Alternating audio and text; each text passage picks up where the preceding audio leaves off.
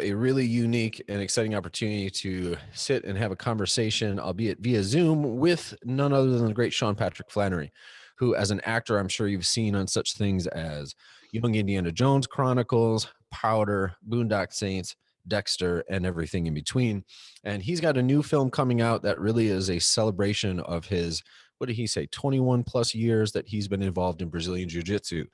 It's called Born a Champion, and it is a great film that has the kind of heart that we see from a movie like Rocky, but it's set through that BJJ filter. It's very much a celebration. I'm sure it's your words you're talking about. It's like a love letter to jiu-jitsu, which is an amazing line. Could you unpack that a little bit, or talk a little bit about what it is that was trying to be communicated about jiu-jitsu in this film, either for the already existing martial artists or to the uninitiated? What was there something that you were hoping they would take away from this other than just being inspired? You know, it was my best attempt to illustrate what it did for my life. Cool. And that value in one's life are usually the things that you die with are the immeasurables. You know, you can look at a number of people and you envy them, and you envy them for all of the things that you can see. And the things that you really value, that on your deathbed, you're never going to wish I bought that different car, I had a bigger house. I promise you, it's never going to happen. But everything that you stuck inside your soul from the martial arts mat, you'll be glad you spent every waking moment to achieve those, because those are transmittable. Those I can give. That's immortality. I can't give anything of value. It's not going to enhance my child's life if I leave him a cool car. It's going to enhance my child's life if I leave him the ability to achieve whatever cool car he wants. If I give him the peace of mind to either maybe not even want a cool car. That's the value on my deathbed. And every waking moment of mine is preparing for that deathbed, and to leave them with an unfair advantage, just like martial arts. The whole concept of Brazilian Jiu-Jitsu is to cheat. I want you to have a mechanical advantage over your training partner. I don't want to arm wrestle. What's the point in arm wrestle? I don't want to 50-50 anybody. Right. I want to be on the end of the seesaw. I don't care how big you are. If you're not sitting on the end and I am, I will launch you off the playground. I want my child to go through life with the mechanical advantage to knock anything the fuck down that is in his way. And the majority of those tools come from that red mat, brother. They come from that red mat, and hopefully that translated onto the screen. Absolutely. Yeah. I mean, I've been in and out of jiu-jitsu for decades and in martial art my whole life. And as I said, I got twin 4-year-old daughters that I'm starting to teach martial art, and a son on the way. And I just, my son, thank you. I appreciate you. But I walked away from this film going, God, not only am I inspired, especially during COVID, inspired to really make sure that as soon as it's very easy for me to do it or whatever, I get back on the mat and I get back to training in jiu-jitsu. But boy, I have to find a way with my, network and my skill set to get some of this art, not just the other things that I train or teach, but this art to my children for that reason. It was especially having a son on the way, the first one, and watching you, with the young men in the film, that dynamic was really, really powerful. So not only was the art communicated very, very well, and I'm curious how much input, it sounds like you had quite a bit input you had on the choreography there, but just the dynamics on the mat outside of the fighting, right? All the stuff that you're talking about, that came across really well, and I think was extremely motivating. The same way we see from other films like Rocky or whatever, where it's the fighting gets us kind of pumped up. We hear the music and we want to go, but really it gets you something in here, as you keep saying. Did you have the opportunity to play a big part in the choreography and in the physical aspects of the film? I did the choreography. Did you? I did it all. Okay. I was the stunt choreographer. Perfect. I was the stunt coordinator. Awesome. I hired everybody, and I hired elite martial arts to do it. You mentioned the boys in the film, both of those, the younger version and the older. Those are both my sons. Okay, really? Wow. Yes.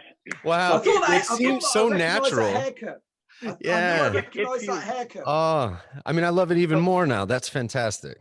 So I encourage everybody to look during the credits, because there's a wonderful black and white footage that I happened to shoot myself at my own academy that is in my backyard on my property in Texas. Wow. So I filmed that with my oldest son, right there in the backyard. Yeah, I did it all. And in answer to your question, I did it all because I wanted this to be the authentic vein of jiu-jitsu that I wanted to display. There's no way that I could write this and turn it over to somebody that said, okay, we'll do flying barambolos to back takes and helicopter arm locks. And I just wanted it to be, and I fully understand the value of that dynamic choreography, but it just wasn't the simplistic message that I wanted to convey. And I do understand, you know, that for me, the value as a movie goer and somebody that pays $15 for a movie ticket, I don't care if a movie is about boxing. There's plenty of movies about boxing. I don't need to see, if I want to see boxing, I'm going to go watch a boxing match. I'm paying for the story. If the story doesn't engage me, I don't care how much, I don't want to see some actor boxing, pretending to be a boxer. If I wanted to see boxing, I'd go watch a boxing match. You pay for the story. And that's why it was important to me to convey that story. And one of the things that has kept me together in times of emotional duress is that red mat. Right. That red mat keeps everything into a manageable volume. I don't care what's going on in my life. I promise you, at my academy in LA, on one corner is Guy Ritchie, Madonna's ex-husband, wringing wet with sweat, next to a dude from East LA that I'm pretty damn sure has robbed a liquor store before. And they're talking and chewing it up for 30 minutes, just laughing, giggling. And then they go to Barney's Beanery right after that and they have a beer together. They would never cross paths outside of that sanctuary. And that is the therapeutic nature of something that I've found in my life. So I wanted to illustrate how if you keep the necessary ingredients within arm's reach, you can get by just about anything. Well, I'll tell you, for whatever it's worth to you, not to talk about my own story, but I watched your film when I was in the waiting room at the hospital. My wife, who I said is pregnant, was in the hospital going into preterm labor, right? And so it was a very scary situation. Thank God she was okay. We were sent home, etc. But that was they said, because of COVID, you can't come in. You have to stay in the waiting room. I was there for like 4 hours straight, no info, nothing. Well, what I did was watch your film. And again, knowing I might be told, you got to run back here. Your boy's about to be born. We got to figure this thing out. Watching you educate your sons in this film had me not just emotional, but like in that headspace of, look, if this is what happens, we're going to be all right. You know what I mean? Because of those values, because of those things you're talking about, having grown up with a father who was a martial artist like yourself, and being kind of indoctrinated into these things and realizing, okay, yeah, if we focus on that and we come from this place, just like he's articulating here, we're going to be good regardless of what it is. We're used to these challenges, just roll with it. Right. So not only did it come across well, but I think that's the most inspiring part. So I just wanted to share that with you, but that boy, was that not a home run in that regard? Yeah. I appreciate it. I appreciate it. Truly the light of my life. And one of the greatest concentrated time periods of pleasure is teaching them everything that, at least for me, that I find valuable in this life on that red mat. And my wife is right there with me. Yeah, cool. Yeah. How did you first get into Brazilian Jiu Jitsu? You know, I was a martial artist since the age of 9. And, you know, everybody's got a story of Bruce Lee. You know, they watched Enter the Dragon and they had to train martial arts. I saw Elvis Presley doing Suspicious Minds on the Vegas stage. And if you remember, he was, we're caught in a trap. I can't walk out because, you know, and I saw that, and he had that, it looked like a kimono, a gi, you know, with the big pop collar. And I asked my dad, who was, he was a Golden Gloves boxer. And I said, Dad, does the king, does he know karate? And my dad was familiar with all self-defense, and because he was a boxer, and he said, yeah, you know, he trains with the old man, Ed Parker, and Kempo karate. And I don't know how he knew that back then, because you know, there wasn't the internet or anything, but my dad was really cool and plugged in. And I said, man, I'd love to learn that. And so that thus started my martial arts journey. And, you know, I have a McDojo story from when I started. I started in a strip mall next to a Piggly Wiggly grocery store. That was, I think everybody has a story like that. But then I graduated. I started to find out more and more truth as I progressed down my martial arts journey. And one day in the Pacific Palisades in LA, after I'd already moved to LA, I was already in my 30s. And some guy, I watched UFC #1, as we all did, and the clouds parted. And I think everybody, whether you believed in it or not, you said, I need to check out that, because it was hard to believe that this guy in a gi, you couldn't even see what was happening. What happened? The fight just ended. Why do you stop? The guy it was just hugging him. And so I always wanted to know if there was that magic, because every layman thought, oh my God, that's the best martial art in the world. All martial artists went, I need to see what they're doing here, because it's almost too hard to believe. And this guy came into the academy one time, and he started putting mats down on a hardwood floor. And I saw the patch, and the patch said RICKSON and then space Gracie. I didn't know who this Rickson guy was, but I knew the name Gracie. And so I said, wow, are you guys affiliated with Royce Gracie?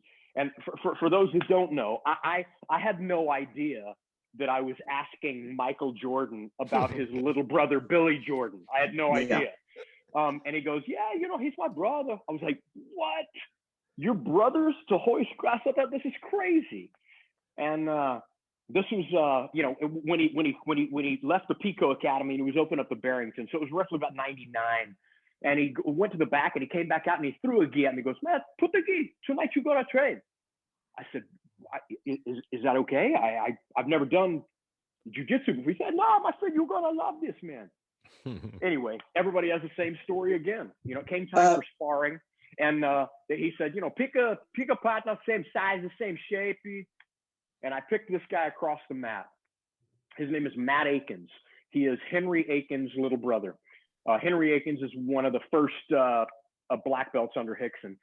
And I picked Matt because I'd heard so many hard to believe stories about this martial art that I picked him. He was 135 pounds soaking wet. I've been 165, 170 my whole adult life, never really wavering north or south 4 pounds. And I picked him not to be a bully, but I'd heard so many magical stories. And I knew the belt system went white, blue, purple, brown, black. And this guy was a blue belt. I thought, if the first color belt you're awarded at 135 pounds, if he can even give me trouble, I'll believe in this martial art. And everybody knows how the story ended. I mean, arm lock, choke, shoulder lock, wrist locks, Americanas, knee bar. The truth was exposed. And this is coming from a lifelong martial artist who has gone through Taekwondo, Shotokan, Goju-Ryu, Judo, wrestling, Thai box. And the first time I'd ever been comprehensively and repeatedly demolished, and I didn't even have a roadmap as to how to defend it. And I've never been beaten that wholeheartedly and soundly in any other sport, not just combat sport. But if I picked up a basketball today and I went to a local neighborhood where all the hitters are playing, I would be more in the hunt than I was that day. and I never looked back. I mean, it blew my mind so severely. I said, what do I need to exchange to have that power over another mortal? And I signed up for 2 classes a week, and that lasted about a day. The next day I changed it to unlimited, and I never looked back. Can I just say, first of all, when you say that everyone's got that experience, not everybody walks into Hickson Gracie's gym and then rolls with the brother of the inventor of Invisible Jiu-Jitsu, a very high selling and probably a leader in its field, as a DVD from Henry. If you don't mind, we were just talking about this before we got the link. I said to the guys, one thing that I love about jiu-jitsu is it was the first time that I realized that there's only 2 types of people in the world. There's people who do jiu-jitsu and then they take the shellacking that you just said, and then they go back and they pretend that it never existed. And I don't want to use the term like a victim mentality, or you just go, I can't accept that another human being can do that to me. And if I'm going to have a superpower, that's the superpower I want. So how long did you have to invest in jiu-jitsu before you started realizing that you actually, could start putting the hammer on people? You know, the jiu-jitsu journey is truly never ending. And everybody says that, but you truly don't understand it until you come up through the ranks. At every moment in my life, I experience victory and loss. And if you stop experiencing loss, change rooms. Yeah. There's always somebody who, and even little micro defeats. I can train with some of my students and put myself deep in a hole. If you're training to truly get better, you handicap yourself. I'll give you an example. I train all the time with my students holding tennis balls. So I have to use body pressure and weight, and I handicap myself with grips. If you can't find a way to dig yourself so deep that you can't get out, you're not digging deep enough. And I will handicap myself and put myself in such severe harm's way that I do experience those losses, that it does force me to come back and to really look at it under a microscope and say, okay, if I've only got 2 purple belts today, how can I put myself in a position to where I'm fighting for my life? And I've found ways to do that. And if you don't do that, change rooms or change your way of thinking. Yeah, but the only thing is, purple belts, I know from my own experience, purple belts are probably the most homicidal maniacs on the planet anyway, because they're in there long enough. Yeah, they're in the game long enough, and they're going, I'm not getting the victories I need. Now I need scalps. And literally, it's like the Wild West. I know, because I'm that guy. You know, 4 years on my purple belt, and I'm like, what do I have to do to my professor? You know, you win the British Open, you don't even get a stripe. You know, but it's if you don't mind, I've just wanted. There's a couple of points in regard to the movie. Some of the little things. Me and Kurt were talking about this because Kurt says it really is. I think it's one of those, if you have an understanding of jiu-jitsu, it works on a really completely different level. Some of the stuff that you mentioned about the meritocracy about it, we all know a Dimitri, right? Sometimes they're strong arm guys for a fur trader in Dubai. And then sometimes there's some guys just come out of the CrossFit class. But the thing that I really liked was where I used to call it the Hickson Gracie, because a dear friend of mine, Rick Young in Scotland, he was the first guy who told me the story about how Hickson would say, left or right arm? Right arm. Okay, what would you like me to submit you with? So now I think, you know, it could be called the Sean Patrick Flanery as well now, because, you know, you did it in the movie where it's like, this is what I'm going to do to you, Matt Dojo guy. And I didn't like you in Cobra Kai. I didn't like you in Karate Kid 3. But how many of these little things that you brought in from real life into the movie, how did that inform you as you were writing the movie? You know, the proof is in the pudding. My 2 boys just had, you know, they've been training jiu-jitsu since diapers, and I that's not an over-exaggeration. In some incarnation of a class, they really didn't start formal classes until they were 3.5, 4 years old. But they had their first real tournament. Because we train in old school fighting jiu-jitsu. We don't teach point accumulation. We don't teach anything that disregards blunt force trauma. So I knew going in, my kids were a bit of a handicap. Both of my boys won their division. My oldest boy won from clinch to body lock takedown to the mount to the gift wrap to head pull up to belly down rear naked. Old school. Every single match. And the proof is in the pudding. My signature is in my students. My kids know distance management. They don't just they don't even know that there are schools out there where you start from your butt. That's not even a world that they know exists. So I wanted to put into the movie the jiu-jitsu that I know, that I hold dear. That's why there are no barambolos in it. That's why there's no deep half guard. It's old school, fundamental, and in full disclosure, it's not the prettiest. It's not the most cinematic. Certainly, there are more dynamic things that we could shoot on camera, but I wanted this to be the true essence of at least my mission statement. And my mission statement with jiu-jitsu is it has to have real world applicability. If it doesn't, we completely remove it from my red mat, completely. If it doesn't serve a purpose when I'm walking to the grocery store, if my child, who is the most valuable thing that I have in this world is my family, if I give him something that will put him in harm's way, shame the fuck on me. And I will not do it. Even if it means he's at a slight disadvantage should he do an IBJJF tournament. And he is. Certainly there's more leverage if I teach my child to lay on his back and use 2 legs and 2 arms to affect the balance of a standing opponent. Certainly there's more leverage in 4 limbs, but it doesn't take a kindergartner to go, wow, I could probably punch this guy from here. And I'm not going to put anything that I don't think will save my child's life inside his self-defense curriculum. Well, and I wanted that to be the same thing on camera. And I think that worked beautifully, because even as a viewer, it feels like, wow, this is a completely acceptable as a mainstream film, and everybody that watches it is going to enjoy it and find something that really grabs them. As martial artists, so many of those scenes felt pointed at us in a way where, you know, you can find plenty of examples of jiu-jitsu or any other martial art in the cinema, and sooner or later everything looks like capoeira or it looks like Jason Bourne. It's meant to be exciting and dazzling. It's edited and shot that way.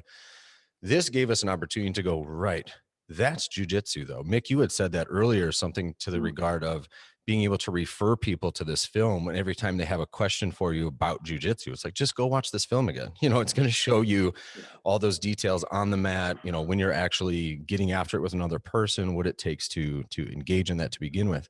You're talking so much about your boys and about the kids in the program and everything. Is there 1 or 2 things that you find for you personally, especially with your children? Because I'm starting to train my young daughters right now. They're about 3-4 years old. 1 or 2 things that stand out to you as being like critical messages or things to convey or embody as an instructor? What are important things for teachers of jiu-jitsu to remember? Well, you know, I may be speaking a little left of center here, but I look at all the martial arts objectively, and I come from a traditional martial arts background. And a lot of people may make fun of some of the things that I trained. I started in a McDojo, I know.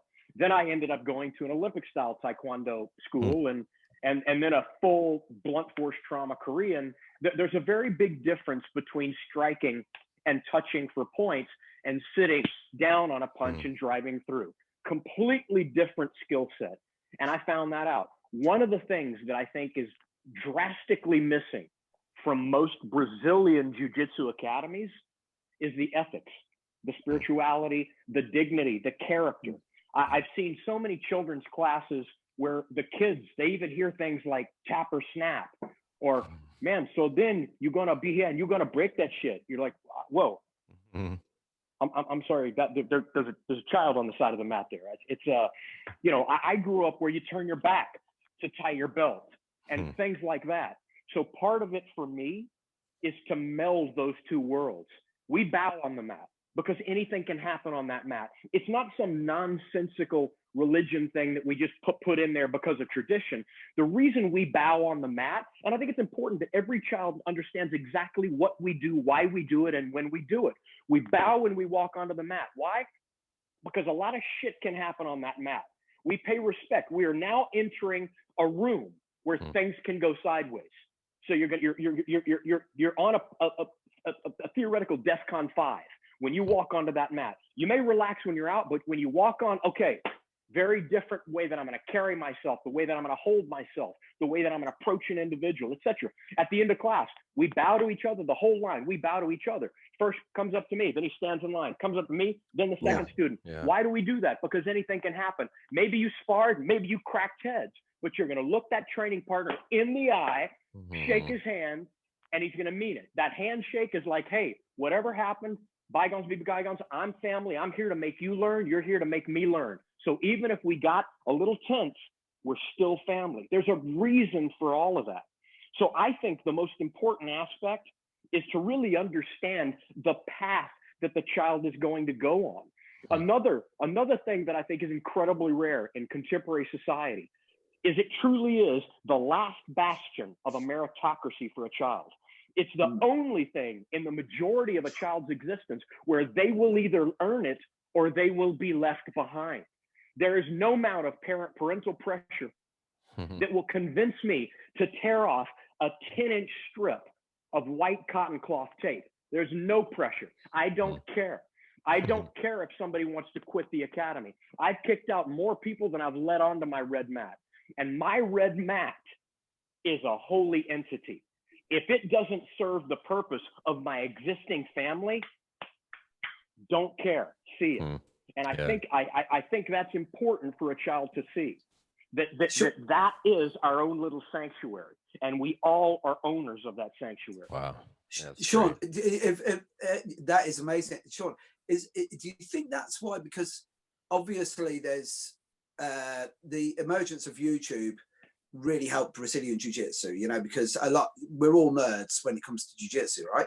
But myself, yeah, definitely, right. But the thing that I found, especially with BJJ, was like myself and Kurt, we're from the Jeet Kune Do world, so it was Daniel Santos' example to us when he started training. You know, when I got on the program with him as an instructor, I got back, you know, notes on what I should work on. There was like, there's a huge grappling hole in your training. So I got into BJJ, and I love it and hate it. One of my professors, Braulio Estima, says it's the worst love affair you're ever going to have, because it bangs you more than you get to bang it, right? Because it's like you're getting hammered all the time.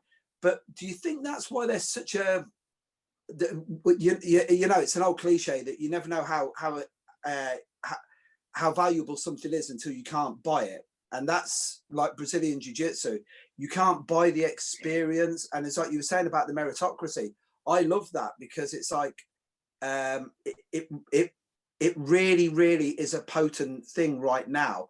Do you think that's one of the reasons why BJJ is skyrocketed? Because it's like one of the last real doses of realism that you can find, especially in martial arts and life in general. What's your thoughts on that?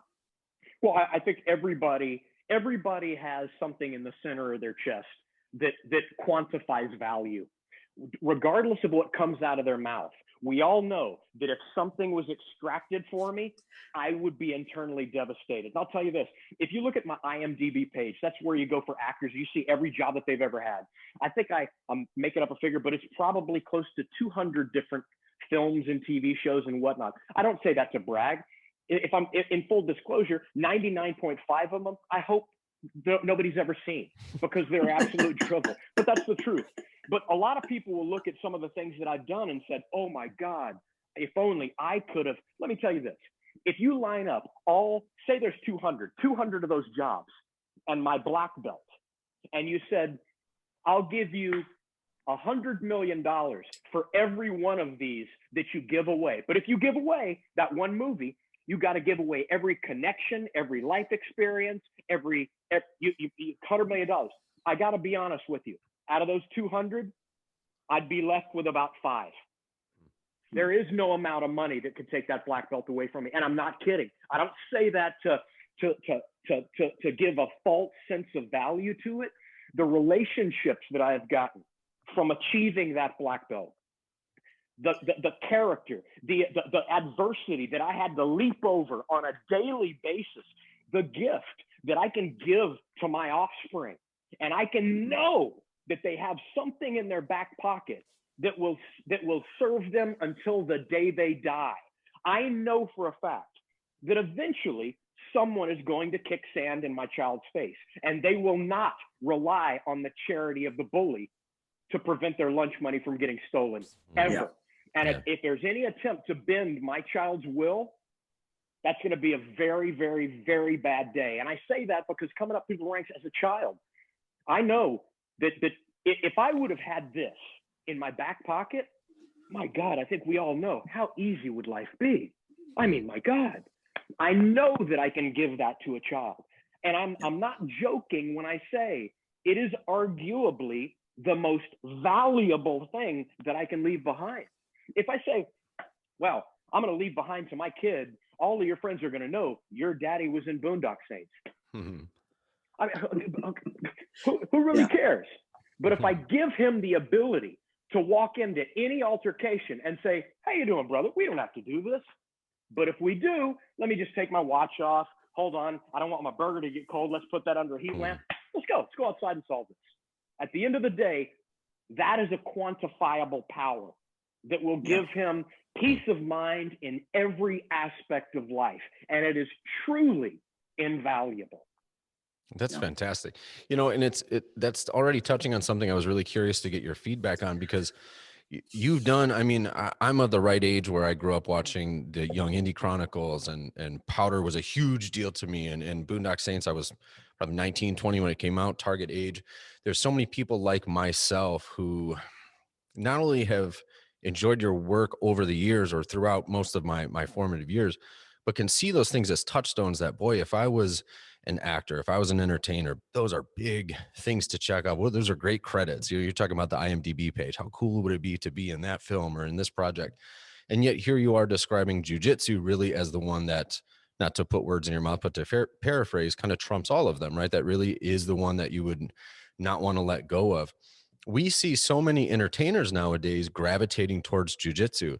Do you think that that's a similar experience for them? I've always wondered. I mean, I suppose there's people all over the world getting into jiu-jitsu, but actors, musicians, so many people are finding their way to the mat, and maybe to your mat specifically.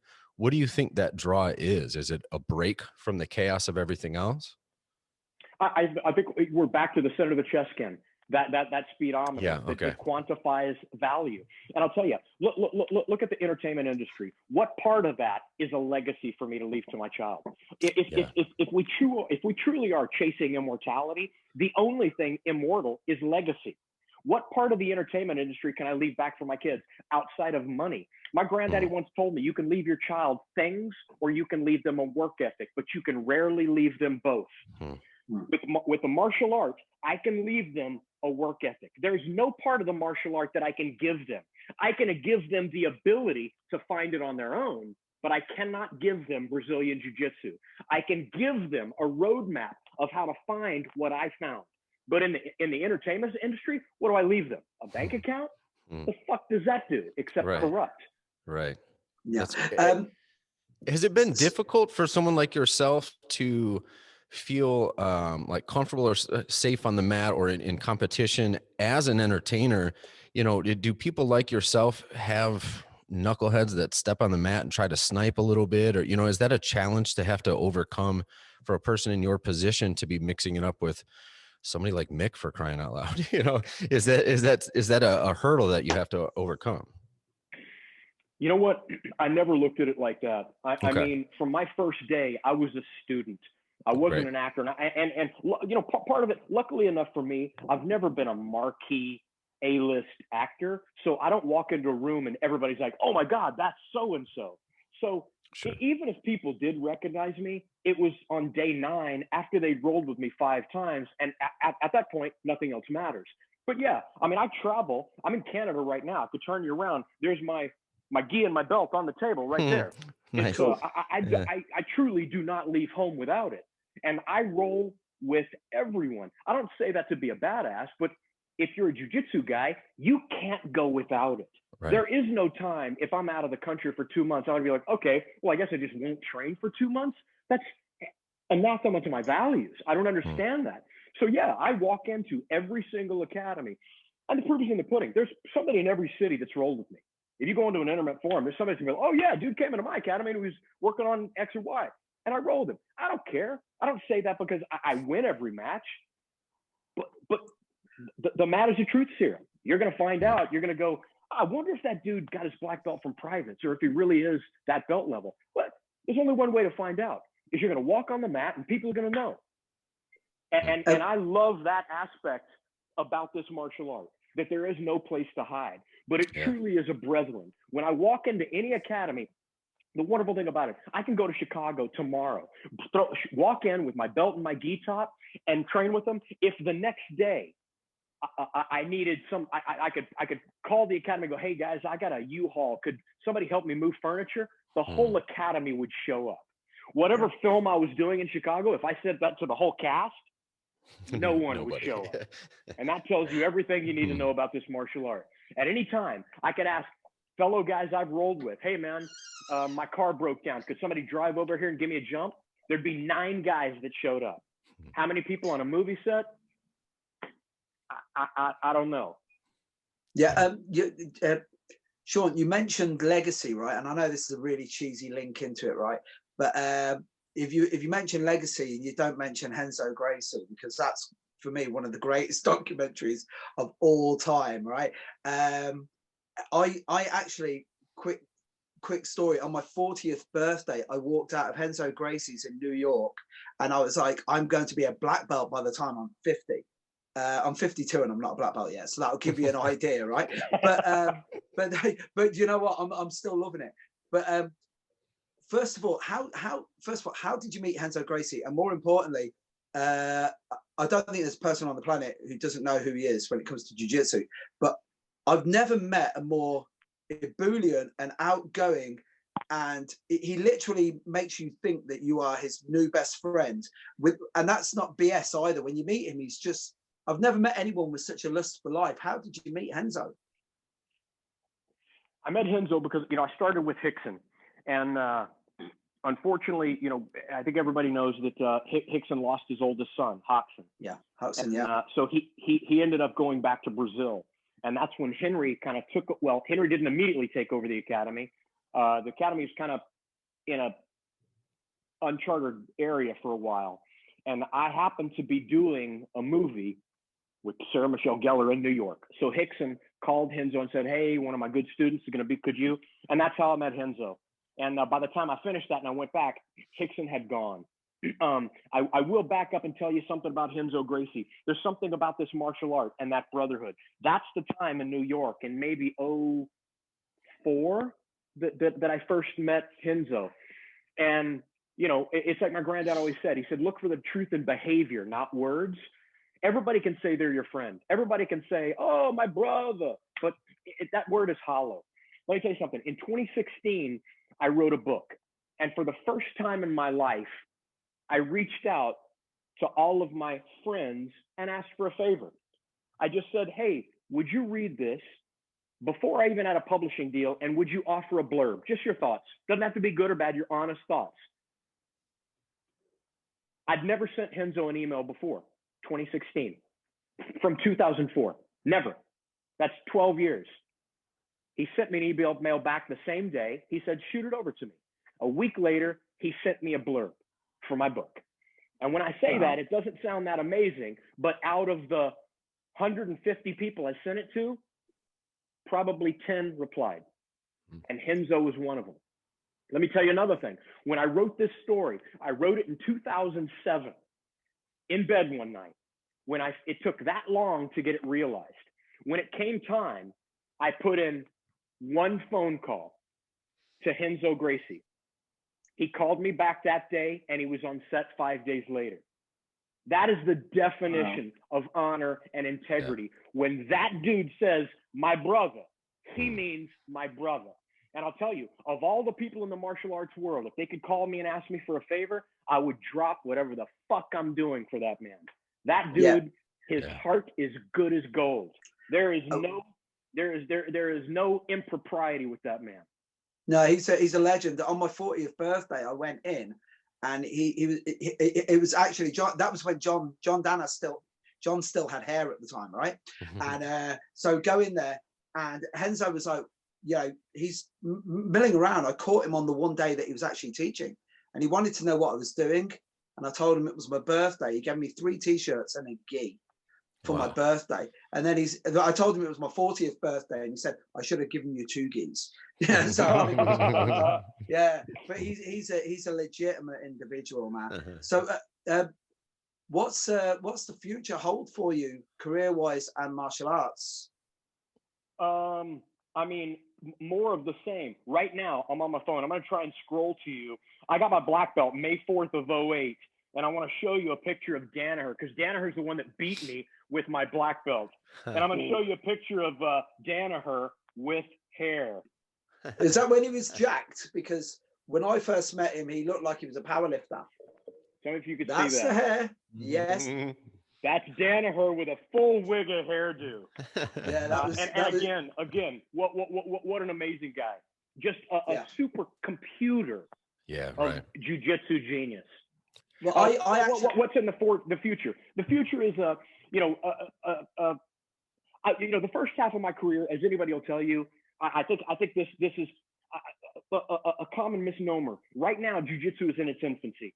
So people, the most heralded instructors are people with the medals, people with the accolades, people that have achieved. But I think the longer the sport goes, I think people are going to understand there's a big difference between doing and teaching. I think people are going to be able to separate the Phil Jackson from the Michael Jordan. And the first half of my career is spent being a competitor. It's this. Literally, if I would arm lock somebody and they'd say, "Oh, Flanery, show me that setup." I go, "Oh yeah, I will. As soon as class is over. Class is over and I'm out the door. I don't care. It's all about me. I don't have time to show you what I'm going to do so you can properly defend it." The second half of your career, and that was all because of tournaments. You're just feeding yourself.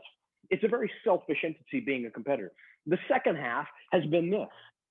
Trying to learn the pedagogy of how to platform and structure information, the order in which the information has to come, what constitutes a fundamental, what the philosophy and the concept is, so my kids understand the concept of a sweep.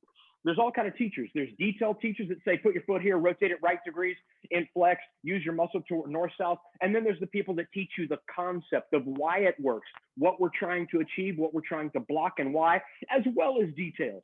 So the second half of my career is trying to achieve the latter half, to be a good vessel to distribute this information, because I am a firm believer that the days of the 12-year black belt are gone. That came place. It was 12-year black belt because people clapped hands and they did a little warm up and then they rolled. And eventually you're going to sort of figure it out on your own. You're like, what's he doing to my arm? He's bending it. Oh, he's holding it like a weird kind of list. You figure it out on your own. But the more you encompass an instructor that can break down exactly what you're doing, why you're doing it, and if you don't, how somebody can retaliate. And if you can capitalize on that retaliation with these, you put a roadmap together. I truly believe that there is an accelerated way to get better at jiu-jitsu. So the second half of my career is my red mat at my academy. I'm trying to be a black belt teacher, an elite black belt teacher, to disseminate the information that I find more valuable for my life than just about any other. Yeah, that's what you've just said there. Literally, if I switched your accent from American to Australian, you sound exactly like my friend, John Will. John Will is just all about concepts and principles. And he said, if I teach the concept and the principle, you'll get the rest of it. But he's a super detailed guy. You've hit on something there that I'm really interested in. In boxing, nobody questions Freddie Roach or Customato, or in karate, you don't look at Gishin Funikoshi and want to know what his fight record is. I think we're just starting to get into that now in Brazilian Jiu-Jitsu, because like competitors are 10 a penny now. I don't know what your thoughts are, but when I see sub-only fights now, I'm actually, the minute that they start going, it's classic John Danaher, isn't it? Why would you ignore half of the body, right? Which is great. But for me, I don't look at that. A good heel hook, don't get me wrong. A good straight footlock, great. Good knee bar. But all the action for me is still above the weight. Old school jiu-jitsu, I still believe, is putting the hammer on, that when you see the terror in somebody's eyes, or you got the terror in your own eyes. That's where the beauty is with the jiu-jitsu. So how are you, as you were saying, with your teaching methodology, how are you working towards that? I am actually, just as fanboy now, I'm interested in how you're actually learning to be a teacher. Well, it came down with me. I think one of the best instruments for my learning was because whenever I started, Hickson didn't have a very good command of the English language. And he, for that matter, he still doesn't. So when he would teach something, I knew for a fact that he was leaving out details. Hickson has coached me at the Copa Pacifica before. I'm not joking, by saying, "Shaw, make for scapey, make for scapey, make for scapey." I knew I had to escape. That didn't really help me. What should I do with my limbs? So it forced me to look and go, what's he doing with his elbow? And a lot of times it'd be me and Henry. I'd be like, dude, the thing with his elbow, he's doing that. It's like, yeah, he's doing that. And it would force me to not just listen and go regurgitate. It forced me to, with a microscope, look at exactly what he's doing and go, oh my God, look what he's doing with his tailbone. Look what he's doing with his tailbone. None of us are doing that with the tailbone. Look what he's doing with his tailbone. And it forced me to really look at that with a microscope. So it forced me to be a very different type of student, as opposed to, Flanery, put your foot here and do this. Oh, okay, cool. And you just go do it. I started to really be hypersensitive to the mechanics and the physics behind every single position. And I'm also very steeped in learning on the pedagogy, how to platform this. What are the first elements that a student needs to learn before I add something and add something and add something? Without a certain principle, the house of cards will fall down. And there is a way that you structure learn. I'm a firm believer that, as with any sport, just look at wrestling and boxing. There are so few fundamentals in boxing. Where we are in jiu-jitsu now is like this with boxing. What if we turned our back and we jabbed under the leg? Oh my God. And somebody will make a YouTube video of that. And some boxer will be like, oh yeah, oh. And then a few years later, they're like, nah, let's square up and pipe and sit down on punches. And they go right back to the fundamentals. Right now, you can see Instagram accounts where a guy has the back, he leaves the back, does a berimbolo, retakes the back, and everybody's cheering. You're like, oh, so I think you kind of started on the back and then you willingly abandoned the back. And, you know, I think we're in this weird place where everybody wants to make up evolution instead of evolution being natural. Granted, there's going to be a little evolution, but it's nowhere near the size that we're experiencing now. Yeah, and excellent. At the end of the day, it depends on your mission statement. If you want to do sub-only tournaments, you know, a lot of the leg locks are bottom entry. What does that mean? That means you got to drop to your ass. In a self-defense situation, my kids are not going to drop to their butt. They don't even know that exists. So my kids they're judo guys and they're wrestlers. But I don't think there's anything else in the world where you will actually throw yourself into danger with such an open mind. There's nothing that tests me as much. There's nothing that scolds me as much. There's nothing that reprimands me as much. You know, you mentioned Mark Goddard. There's a couple of people out there. Guy Ritchie is one. You know, a lot of people always talk about, is that celebrity legit? Let me tell you, Guy Ritchie will bread cutter you from side control like elite level. That guy is as legit can come. That dude is tough as nails, man. There is nothing celebrity about that dude. That dude is a hitter. He's a scrapper, and he's technically efficient. You know, a lot of people ask me about, you know, this journey, like you're just talking about what it means to you. A lot of people, when they front load jiu-jitsu and you go and like, there's plenty of people that discuss like, hey, what are the dues at your academy? Oh my God, really? It's like, you know, $179 a month. That's crazy, man. My gym is only $25 a month, or my regular just muscle gym. 170. Some gyms are $199 a month. I don't know what it is in the UK, but if you go to any black belt and you say, okay, you know what? You've been training now. Myself, I've now been training 2 years. If you go to me right now and you say, hey, Flanery, when I started at Hickson's way back in the day, my tuition was $220 a month. That was ridiculously expensive for back then. And I remember thinking, $220 a month, man, that's a lot of loot. If you go back now, so okay, 22 years, 22 times 12, that's 12 months. If you don't pay us $500 a month back, now again, for the 22 years, or we're going to take it all away from you, every living being out there would find that amount of money. Once you have it, that's when you understand that it is the most lopsided purchase of my life. There is nothing that I could get that valuable for only $220 a month. When you already have it, you understand its value. It's only the white belt that shows up that goes, well, wait a minute, you know, $175, that's crazy. You have no idea what this is going to do for you. No idea.